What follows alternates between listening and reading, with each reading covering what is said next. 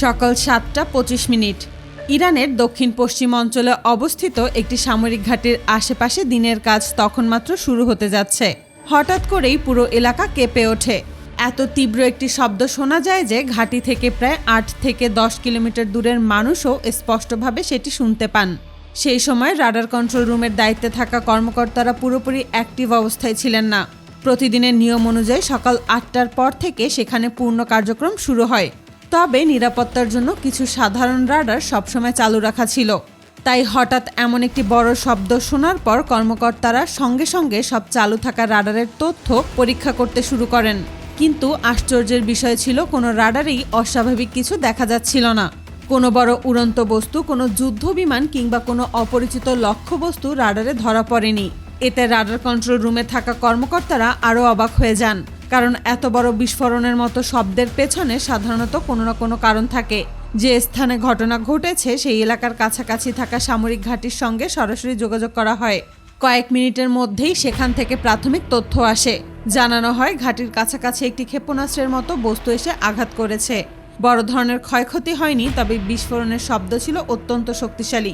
এই খবর পাওয়ার সঙ্গে সঙ্গে রাডার কন্ট্রোল রুমে প্রশ্ন তৈরি হয়, যদি সত্যি কোনো ক্ষেপণাস্ত্র এসে থাকে তাহলে সেটি রাডারে ধরা পড়ল না কেন?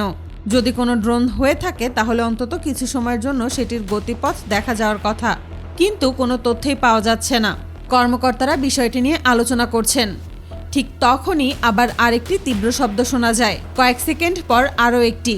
এবার ৩টি বিস্ফোরণের শব্দ প্রায় একই এলাকার ভেতর থেকে আসে।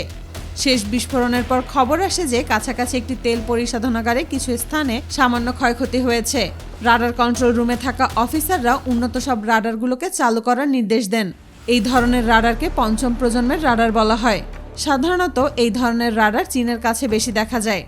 বিভিন্ন প্রতিবেদনে বলা হয়েছে এই ধরনের রাডার কয়েক শত কিলোমিটার এলাকা বিভিন্ন স্তরে স্ক্যান করতে পারে। নিচু উচ্চতায় ওরা যে কোনো বস্তু, এমনকি স্টেলথ প্রযুক্তি সম্পন্ন যুদ্ধ বিমানকেও শনাক্ত করতে পারে বলে বলা হয়েছে। কয়েক মিনিট পর সেই রাডার কন্ট্রোল স্ক্রিনে খুবই দুর্বল একটি সংকেত দেখা যায়। সেটি খুব নিচু উচ্চতায় চলছিল। প্রথমে মনে হচ্ছিল এটি হয়তো সাধারণ কোনো ভুল সংকেত, কিন্তু পরপর কয়েকবার একই ধরনের সংকেত দেখা যাওয়ার পর কর্মকর্তারা বুঝতে পারেন আকাশে সত্যিই কোনো কিছু চলাচল করছে। কন্ট্রোল রুমে থাকা অফিসার বুঝতে পারেন লক্ষ্যবস্তুটি এত নিচু দিয়ে উঠছে যে সাধারণ রাডার সহজেই সেটিকে ধরতে পারেনি। পরিস্থিতি আরও পরিষ্কারভাবে বোঝার জন্য দুটি MiG-29 যুদ্ধবিমান আকাশে পাঠানো হয়। তাদের মূল কাজ ছিল আকাশ পর্যবেক্ষণ করা এবং সন্দেহজনক কোনো গতিবিধি দেখা গেলে তাৎক্ষণিক কন্ট্রোল রুমে জানানো। এই যুদ্ধবিমান পাঠানোর প্রধান কারণ হলো এটা খুব নিচু উচ্চতায় উঠতে পারে। একই সময়ে S-300 আকাশ প্রতিরক্ষা ব্যবস্থাকেও প্রস্তুত রাখা হয়। এই ধরনের আকাশ প্রতিরক্ষা ব্যবস্থা মূলত নিচু উচ্চতায় ওরা যে কোনো লক্ষ্যবস্তুকে ট্র্যাক করতে পারে।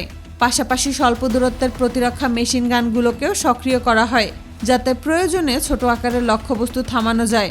কয়েক মিনিট পর উন্নত রাডারে আবারও একই ধরনের সংকেত দেখা যায়। এবার সেটি কিছুটা পরিষ্কার ছিল। সংকেতটি খুব দ্রুত গতিতে আসছিল না, তবে সামনের দিকে এগিয়ে যাচ্ছিল। কন্ট্রোল রুমে তখন অফিসার বুঝতে পারেন এটি মূলত টমাহক ধরনের মিসাইল, যেগুলোর গতি খুব বেশি না হলেও এগুলো মাটি থেকে মাত্র কয়েক মিটার উচ্চতায় উঠতে পারে। কন্ট্রোল রুমে থাকা অফিসার বুঝতে পারেন এই ধরনের উন্নত মিসাইল কেবলমাত্র আমেরিকা, ইসরায়েল এবং বন্ধু দেশগুলোর কাছে দেখতে পাওয়া যায়। কন্ট্রোল রুম থেকে সিদ্ধান্ত নেওয়া হয় ১ ডজনেরও বেশি শাহেদ ড্রোন আকাশে পাঠানো হবে। মাত্র কয়েক মিনিটের মধ্যে ড্রোনগুলো একের পর এক আকাশে উঠে যায়। অন্যদিকে এই ঘটনার কয়েক ঘন্টা পর ইসরায়েলের কয়েকটি সংবাদ মাধ্যমে জানা যায় যে দেশের দক্ষিণাঞ্চলে থাকা কয়েকটি সামরিক ঘাঁটিতে ক্ষয়ক্ষতির ঘটনা ঘটেছে।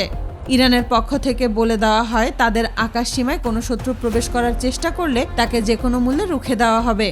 আর এভাবেই পুরো ঘটনা মাত্র কয়েক ঘন্টার মধ্যেই শান্তিপূর্ণভাবে শেষ হয়ে যায়।